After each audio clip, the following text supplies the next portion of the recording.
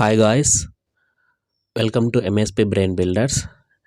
మనం ఇప్పుడు సోషాలజీలోని భారతీయ సమాజ శాస్త్రంలోని వృద్ధాప్యంకి సంబంధించిన మల్టిపుల్ చాయిస్ క్వశ్చన్స్ చూడబోతున్నాము.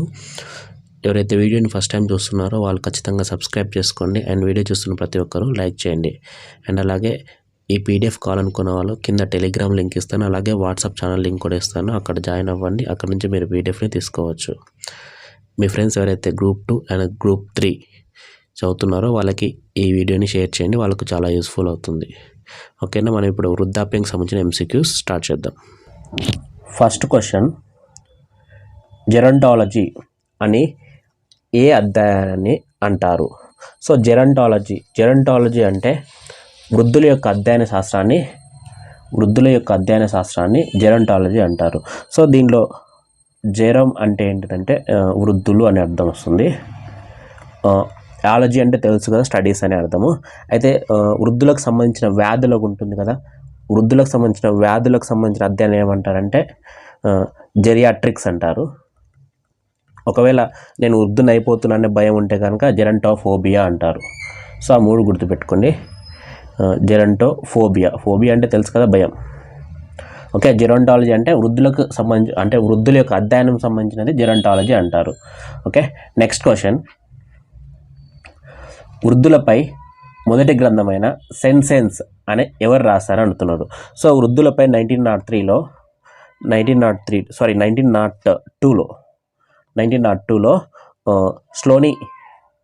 స్లోనీ హాల్ అనే సైంటిస్ట్ రాశాడనమాట. ఫస్ట్ అంటే వాళ్ళు ఎలా ఉంటారు, వాళ్ళ యొక్క విధానం ఎలా ఉంటుందని రాశాడనమాట. సో ఇతను రాశాడు ఎప్పుడు 1902లో వృద్ధులపై మొదటి గ్రంథమైన సెన్సెన్స్. అంటే ఈ గ్రంథం ఎవరిదని కూడా అడగవచ్చు, లేదంటే ఇతను రాసిన గ్రంథం ఏంటిదని కూడా అడగవచ్చు. ఓకేనా, ఇక్కడ మెక్సివర్స్ ఇందాక చెప్పాను కదా, ఏంటిది జెరంటాలజీ అనే వర్డ్ ఫస్ట్ యూస్ చేసింది మెక్సివర్స్. ఇతను 1903లో ఆ వర్డ్ని యూజ్ చేస్తాడు. రాబర్ట్ హెవీ హార్ట్స్ అనే అతను ఏం చేస్తాడంటే, ఇతను వృద్ధులు అంటే వాళ్ళ యొక్క వృద్ధాప్య జీవితం అనేది చాలా హ్యాపీగా జరిగిపోవాలంటే వాళ్ళకి 5 అంశాలలో మంచిగా అందుబాటులో ఉండాలంటారు. సో 5 అంశాలు వచ్చేసి, ఒకటి ధైర్యము, ఇంకోటేమో శ్రేష్ఠతతో కూడిన జీవనం, ఇంకోటి ఆత్మభావన, ఇంకోటి మానసిక స్థితి, ఇంకోటేమో ఆసక్తి, అంటే వాళ్ళకి జీవించాలనే ఆసక్తి ఉండాలి అని. ఇట్లా ఈ 5 ఉంటే వాళ్ళ యొక్క ఓల్డ్ ఏజ్ అనేది చాలా హ్యాపీగా జరుగుతుందని రాబర్ట్ హెవీ హార్ట్స్ అని చెప్తాడనమాట. నెక్స్ట్ ఎలిజబెత్ హార్లిక్ వచ్చేసి ఇతను అంటే ఏజెస్ గురించి డిఫరెంట్ ఏ ఏజ్ ఎక్కడి నుంచి స్టార్ట్ అవుతుందని రాస్తాడనమాట. అందులో ఇతని అభిప్రాయం ప్రకారం 60 years నుంచి ఓల్డ్ ఏజ్ అనేది స్టార్ట్ అవుతుందని చెప్తాడు. సో ఇక్కడ మాత్రం వృద్ధులపై మొదటి గ్రంథమైన సెన్సెన్స్ రాసిన వారు ఎవరంటే స్లోనీ హాల్. సో ఇవన్నీ చెప్పాను కదా. నెక్స్ట్ క్వశ్చన్, భారత రాజ్యాంగంలో ఆర్టికల్ 41 అనుసరించి జాతీయ వృద్ధుల విధానం ద్వారా ఎన్ని సంవత్సరాలు నిండిన వారిని వృద్ధులుగా పరిగణించబడుతున్నారు అని అడుగుతున్నారు. యాక్చువల్ ఆర్టికల్ 41 మనకి TSPSCలో ఒకటి ఉంటుంది, the state shall with in the limits of economical capital.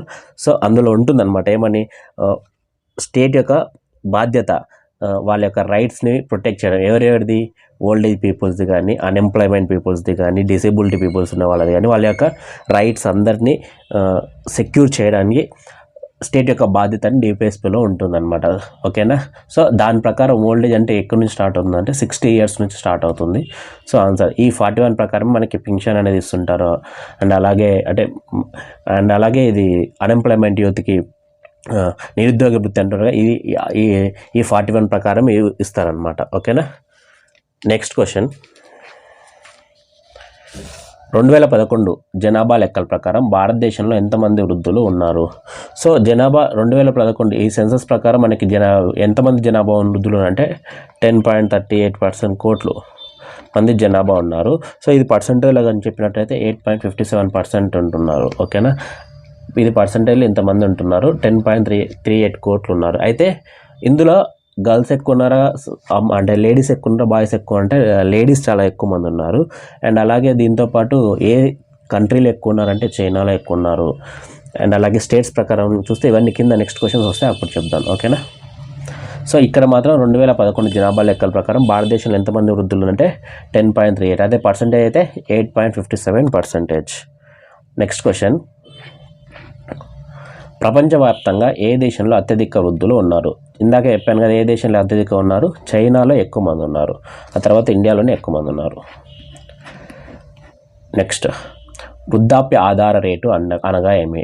So వృద్ధాప్య ఆధార రేటు అనగా ఏంటంటే, ఫర్ ఎగ్జాంపుల్ 1000 మెంబర్స్ ఉన్నారనుకో, వర్క్ చేసే వాళ్ళు 1000 మెంబర్స్ ఉన్నారనుకుందాం. ఈ వర్క్ చేసే 1000 మెంబర్స్లో ఎంతమందికి అయితే 60+ ఇయర్స్ దాటి ఉంటారో, ఫర్ ఎగ్జాంపుల్స్ 120 మెంబర్స్ దాటి ఉన్నారనుకో, ఈ 120 మెంబర్స్ని ఏమంటారంటే వృద్ధాప్య ఆధార రేటు అంటారనమాట. అంటే ఫర్ 1000 మెంబర్స్కి 1000 మెంబర్స్ వర్క్ చేస్తుంటే అందులో 60+ దాటిన వారు ఎంతమంది వర్క్ చేస్తున్నారు అని చెప్పేదే వృద్ధాప్య ఆధార రేటు. సో దీంట్లో వృద్ధాప్య ఆధార రేటు అంటే ప్రతి 1000 మంది జనాభాకు పనిచేసే వయసు గల సమూహంలో 60 సంవత్సరాలు దాటిన వారి జనాభా సంఖ్య. ఓకేనా, ఇది కరెక్ట్ ఆన్సర్. ఓకేనా, 58 కాదు, 100 కాదు. Okay, next question.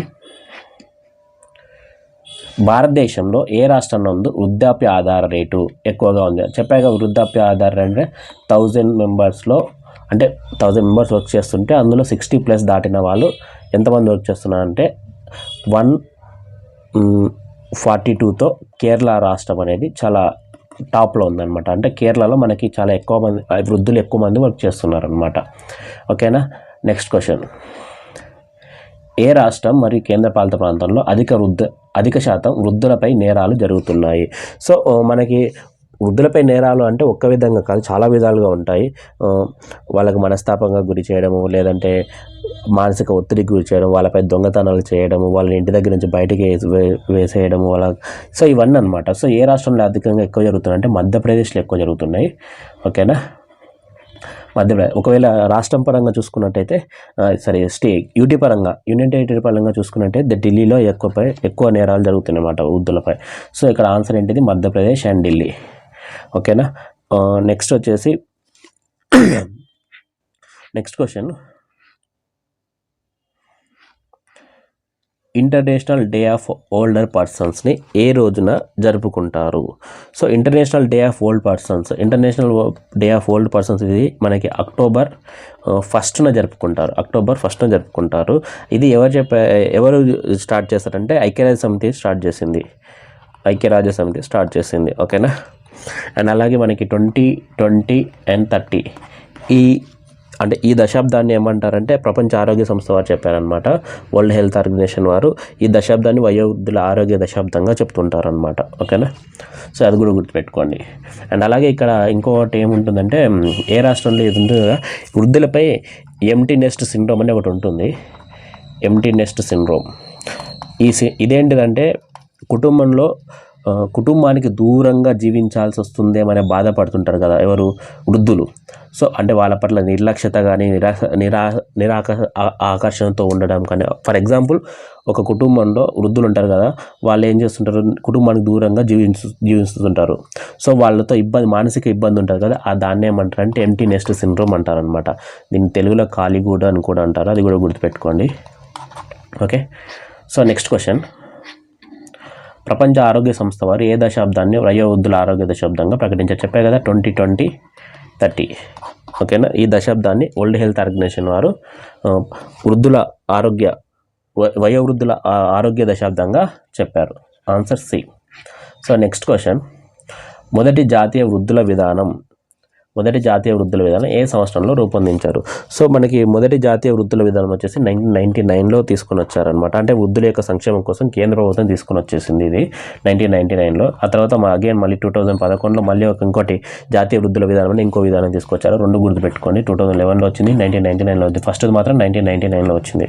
ఎందుకు వచ్చిందంటే ఇది వృద్ధుల యొక్క సంక్షేమం కోసం వచ్చింది. ఇది ఎవరు తీసుకొచ్చారంటే, ఏ మంత్రిత్వ శాఖ తీసుకొచ్చిందంటే సామాజిక న్యాయం మరియు సాధికారిక మంత్రిత్వ శాఖ.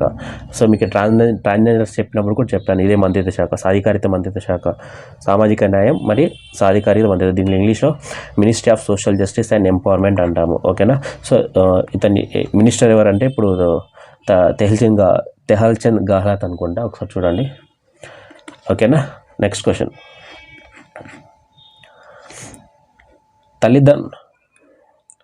తల్లిదండ్రులు వృద్ధులు సంక్షేమం మరియు నిర్వహణ చట్టం సంబంధించి కింది వాటిలో సరైన వాటిని గుర్తించండి. తల్లిదండ్రులు వృద్ధుల సంక్షేమం మరియు నిర్వహణ చట్టం, ఈ కింది వాటిలో సరైన వాటిని గుర్తించండి. ఈ చట్టం డిసెంబర్ 31/2010 నుంచి అమల్లోకి వచ్చింది అంటున్నారు. సో ఇది చట్టం చేసింది 2007లో, అమల్లోకి వచ్చింది కూడా 2007లో నుంచే, 2010 కాదు ఇది. సో ఫస్ట్ అనేది తప్పు. సో ఫస్ట్ తప్పు అంటే మిగతా అన్ని తప్పు, ఇది ఒకటే కరెక్ట్ అవుతుంది. వేరే ఆప్షన్స్ కూడా చూద్దాము. ఈ చట్టం ప్రకారం రాష్ట్ర ప్రభుత్వాలు వృద్ధుల సమస్యలకు సంబంధించి సబ్ డివిజనల్ ట్రిబ్యునల్స్, ఇది క్రిమినల్స్ కాదు, ట్రిబ్యునల్స్ మరియు జిల్లా స్థాయిలో అపిలేట్ ట్రిబ్యునల్స్ని ఏర్పాటు చేయాలి. అపిలేట్ ట్రిబ్యునల్స్ని ఏర్పాటు చేయాలి, ఇది కరెక్టే. కుటుంబంలో అంటే ఈ చట్టం ప్రకారం రాష్ట్రంలో కానీ జిల్లా స్థాయిలో కానీ డివిజనల్ ట్రిబ్యునల్స్ అండ్ అలాగే అపిలేట్ ట్రిబ్యునల్స్ ఏర్పాటు చేయాలి, కరెక్టే అదనమాట. కుటుంబంలో వృద్ధులు మరియు తల్లిదండ్రుల బాధ్యత వారి వారసులు తప్పకుండా తీసుకోవాలి. ఒకవేళ తీసుకోకపోతే ఆ వారసుల నుంచి వాళ్ళు ఇచ్చిన ఆస్తిని తిరిగి తీసుకునే అధికారం వాళ్ళకు ఉంటుందన్నమాట, ఎవరికి, కుటుంబ సభ్యులకు ఉంటుంది. సో ఇది కూడా కరెక్టే. 2, 3 రెండు కరెక్టే. ఇవి కొద్ది మిస్టేక్ ఉన్నాయి చూసుకోండి. బట్ ఇక్కడ మిస్టేక్ ఉన్నాయి, నేను చెప్పిన విధానం మిస్టేక్ కాదనమాట. ఓకే, సో ఇక్కడ తప్పుగా ఉన్నది మాత్రం 1. సో 2, 3 అనేది కరెక్ట్. నెక్స్ట్ క్వశ్చన్, జాతీయ వృద్ధాప్య మండలి, national council for elderly people, ఓకేనా, కు సంబంధించి కింది వాటిని సరికానిది ఏంటిది అని అడుగుతున్నాడు. ఓకేనా, ఈ సంస్థ 1997 సంవత్సరంలో national council for elderly people అనే పేరుతో ప్రారంభించారు. సో 1997 కాదు, 1999తో ప్రారంభించారు. తప్పు ఇదే. అయితే చూద్దాం మిగతావి. అయితే 1999లో ఇది తీసుకొచ్చారు కదా, 99లో తీసుకొచ్చిన తర్వాత ఓల్డర్ పీపుల్ అంటే వాళ్ళు బాధపడతారని చెప్పేసి దాన్ని సీనియర్ సిటిజన్స్గా మార్చారనమాట. తర్వాత ఎప్పుడు మార్చారంటే అది 2012లో తీసుకొచ్చారు. సో ఈ సంస్థని 2012లో నేషనల్ కౌన్సిల్ ఫర్ సీనియర్ సిటిజన్స్గా మార్చారనమాట, ఇది కరెక్ట్ అనమాట. ఓకేనా, సో దీనికి చైర్మన్ ఎవరంటే సోషల్ జస్టిస్ ఫర్, ఇందాక చెప్పారుగా, సామాజిక న్యాయం మరియు సాధికారిత మంత్రిత్వ శాఖ, అదే ministry of social justice and empowerment, వాళ్ళే ఉంటారనమాట. Ministry of social justice and empowerment వాళ్ళే ఉంటారు, ఇది కూడా కరెక్టే. సో దాని పని ఏంటిదంటే కేంద్ర ప్రభుత్వాలకు వృద్ధులకు సంక్షేమాల కోసం ఎలాంటి చర్యలు తీసుకోవాలి అని వాళ్ళకి సంబంధించిన సలహాలు ఇవ్వాలన్నమాట. సో ఇది కూడా కరెక్టే. So BCD 3 correct. సో తప్పుగా ఉన్నది ఏ. ఇది ఏ ఇయర్లో వచ్చిందంటే 1999లో వచ్చింది. సో ఎక్కువగా మనకి ఇయర్స్ దగ్గర అండ్ అలాగే మంత్రిత్వ శాఖల దగ్గర అక్కడే మిస్టేక్గా ఉంటుంది, ఒకసారి చూసుకోండి. నెక్స్ట్ క్వశ్చన్, వయోశ్రేష్ఠ సమ్మాన్ అవార్డు ఎన్ని రంగాల్లో ఇస్తారు? అసలు వయోశ్రేష్ఠ సమ్మాన్ రంగాలు అంటే ఏంటంటే ఇది వృద్ధుల యొక్క అంటే వాళ్ళ యొక్క సంక్షేమం కోసం కృషి చేసిన వారికి ఇస్తారు. సో దీన్ని ఇంకోటి ఏమంటే national award for senior citizens అంటారు. సీనియర్ సిటిజన్స్ అని కూడా అంటారు. అయితే ఇది ఎంతమందికి ఇస్తారంటే ఇది 2013 నుంచి స్టార్ట్ చేస్తారనమాట ఇవ్వడము. సో ఎన్ని కేటగిరీస్లో ఇస్తారంటే టోటల్గా 13 రంగాల్లో ఇస్తారనమాట. సో వయోశ్రేష్ఠ సమ్మాన్ అవార్డు అనేది ఎన్ని రంగాల్లో ఇస్తారంటే 13 రంగాల్లో ఇస్తారు. సో ఆ రంగాలు ఏంటో అవసరం లేదు. National award for senior citizens అని కూడా అంటారు, అది గుర్తుపెట్టుకోండి. ఓకేనా, ఎప్పటి నుంచి స్టార్ట్ చేస్తారంటే 2013 నుంచి స్టార్ట్ చేస్తారు.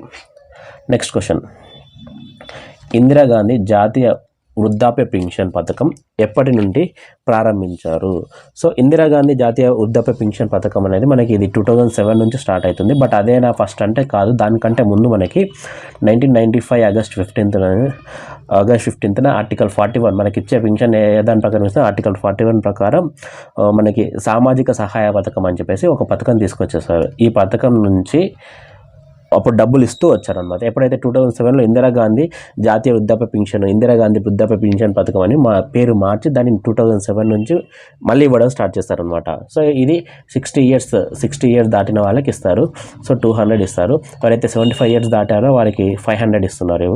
ఓకే, 75 ఇయర్స్ దాటిన వారికి 500, 60 ఇయర్స్ దాటిన వారికి 200 ఇస్తున్నారు. సో ఇప్పటికీ ఇస్తున్నారు. బట్ స్టేట్స్లో మరి ఎక్కువగా ఉంటుంది కదా అంటే, సో వీళ్ళు ఇస్తున్న 200కి స్టేట్స్ వాళ్ళకి తగిన దాని కారణంగా వాళ్ళు ఇచ్చుకుంటున్నారు అనమాట. ఏపీలో ఎంత ఉంది ఇప్పుడు? ఏపీలో వచ్చేసి నాకు తెలిసి 2250 రూపీస్ ఉంది. అండ్ అలాగే డిసేబుల్డ్ పీపుల్కి అయితే 3000 ఉంది.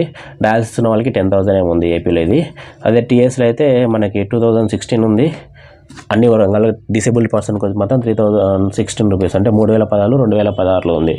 అండ్ అలాగే వీటికి తెలంగాణలో వాటికి సపరేట్ పెన్షన్స్ అంటే రక్షణ అని, జీవనాధారం అని, ఆలంబన అని, చేయూత అని, భరోసా అని ఇలా సపరేట్ ఉన్నాయన్నమాట. అవన్నీ చూసుకోవాలి. రక్షణ ఎవరికి ఇస్తారు? వృద్ధులకి, వితంతువులకు జీవనాధారం అని, కలుగీత కార్మికులకు ఆలంబన, చేనేత చేయూత అని, వికలాంగులకు భద్రత అని, బీడీ కార్మికులకు ఆర్థిక సహాయం అని ఇలా ఇస్తున్నారు అనమాట. సో డిఫరెంట్ వాళ్ళకి డిఫరెంట్ పేర్లతో ఇస్తున్నారు అనమాట.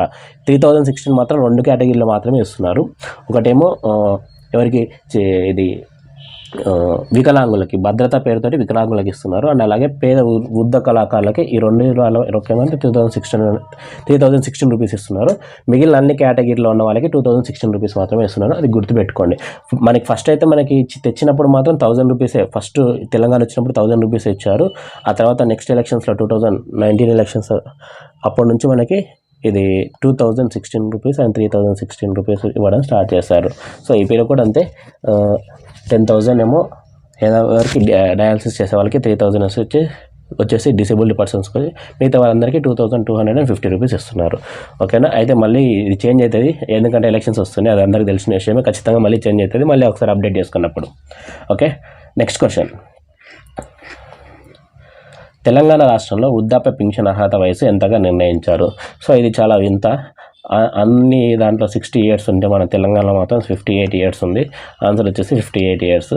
బట్ రిటైర్మెంట్ ఏజ్ వచ్చేసి 61. అది గుర్తుపెట్టుకొని పింఛన్ మాత్రం 58 సంవత్సరాలకే ఇస్తున్నారు. సో ఇది కూడా కరెక్టే, 58 అనేది కరెక్ట్. ఓకే, వీడియో ఇప్పటిదాకా చూసారంటే ఖచ్చితంగా నచ్చింది అనుకుంటున్నాను. సో లైక్ చేయండి, సబ్స్క్రైబ్ చేసుకోండి, అండ్ అలాగే టెలిగ్రామ్ గ్రూప్లో జాయిన్ అవ్వండి, మీ ఫ్రెండ్స్కి షేర్ చేయండి. Okay, thank you.